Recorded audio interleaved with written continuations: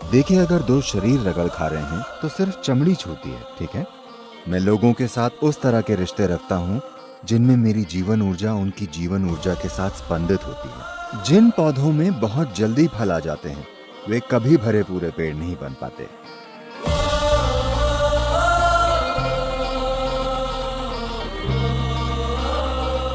अगला प्रश्न राहुल ने पूछा है, बॉयफ्रेंड या गर्लफ्रेंड बनाने के लिए सही उम्र क्या है?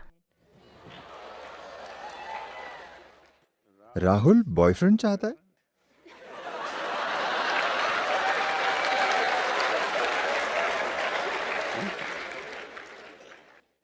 It's legal. ये कानूनी है।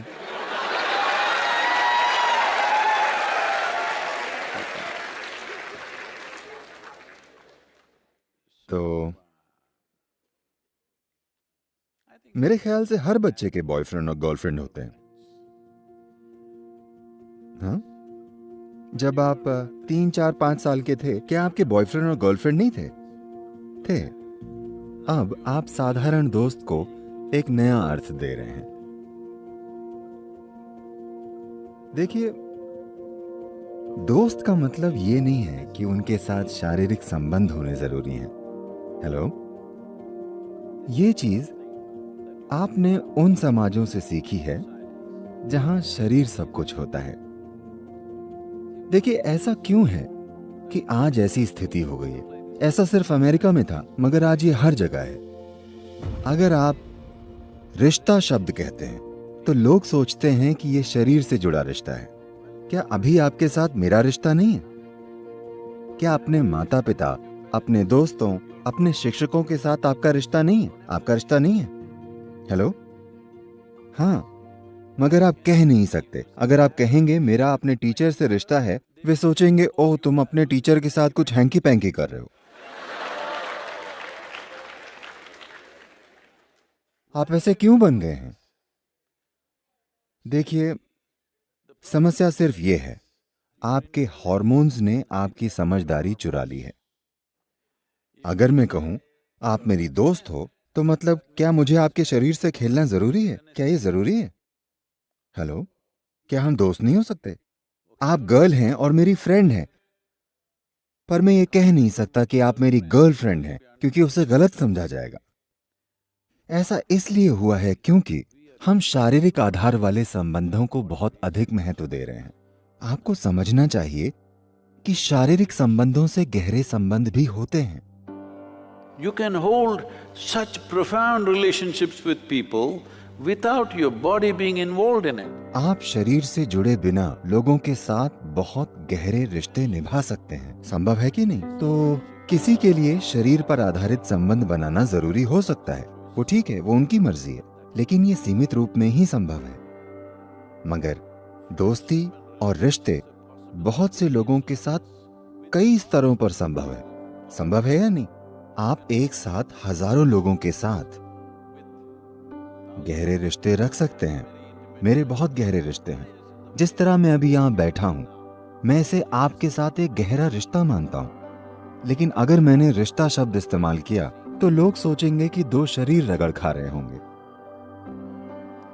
देखिए, अगर दो शरीर रगड़ खा रहे हैं तो सिर्फ चमड़ी छूती है, ठीक है। चमड़ी आपकी सबसे बाहरी परत है। वो रिश्ता गहरा कैसे हुआ? मैं उसे गहरा नहीं मानता।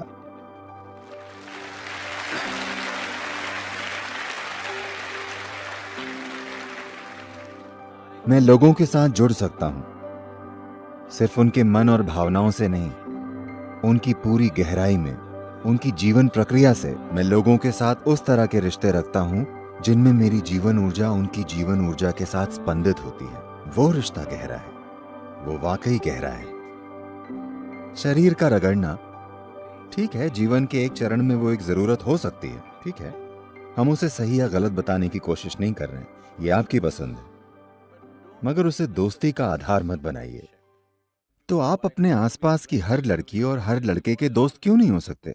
हेलो, तो मुख्य रूप से आप पूछ रहे हैं कि मुझे किस उम्र में सेक्स की ओर झुकाव वाले रिश्ते बनाने चाहिए, क्या यही सवाल है?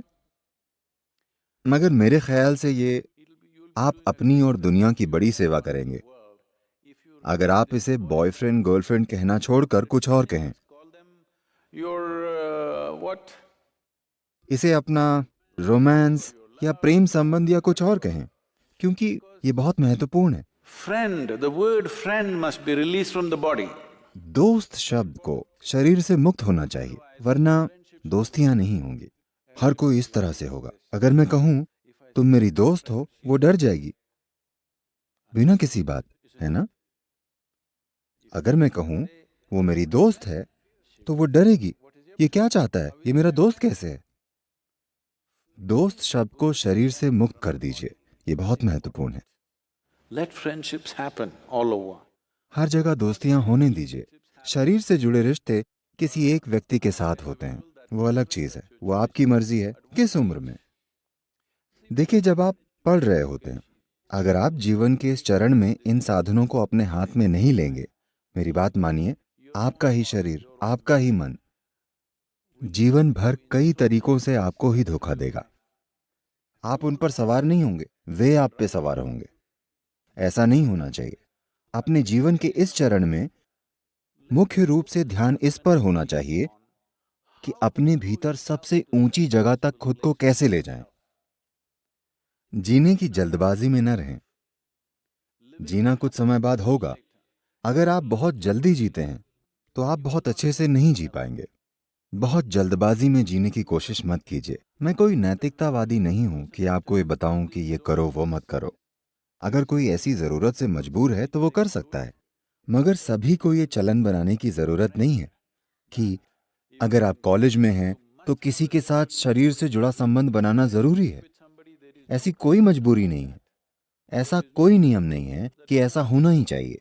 One can grow. व्यक्ति इससे आगे बढ़ सकता है। मैंने ये पहले भी बताया है, मगर मुझे आपको बताना चाहिए। आम के किसानों के बीच एक रिवाज है, पूरे भारत में ये प्रसिद्ध है।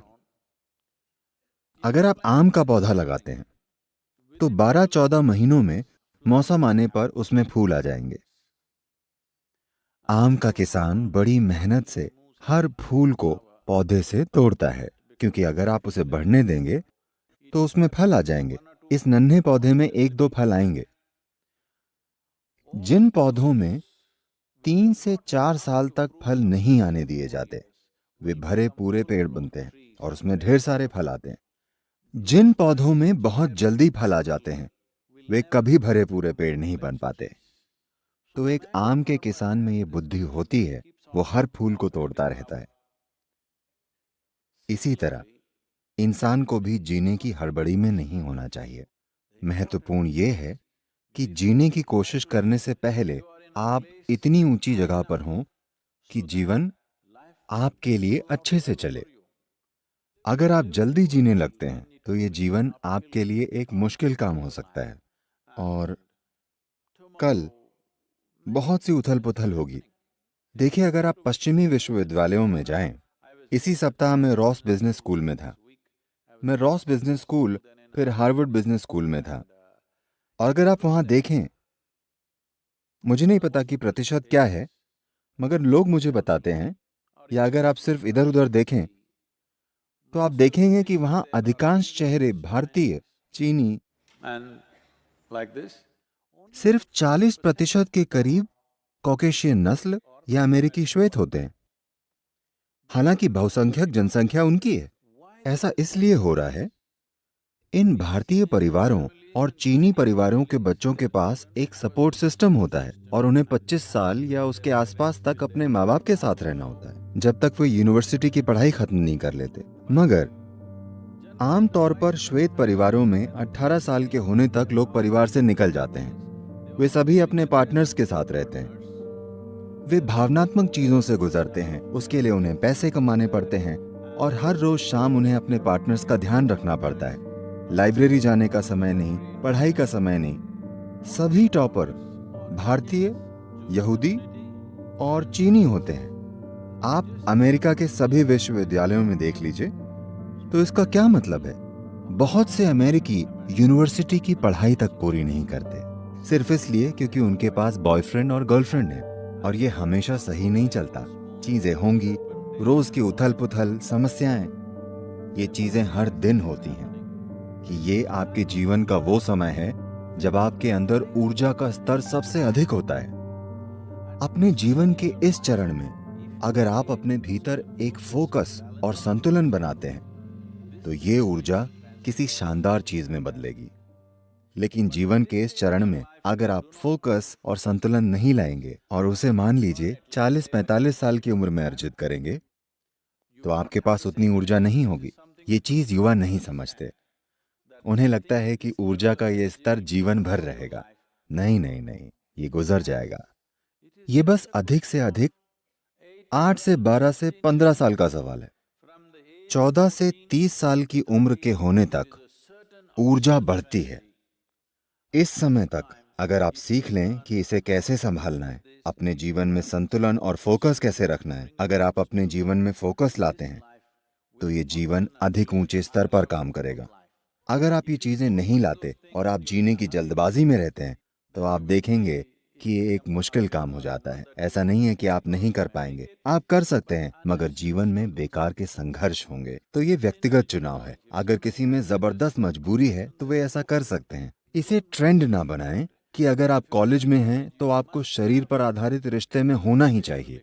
ये जरूरी नहीं है।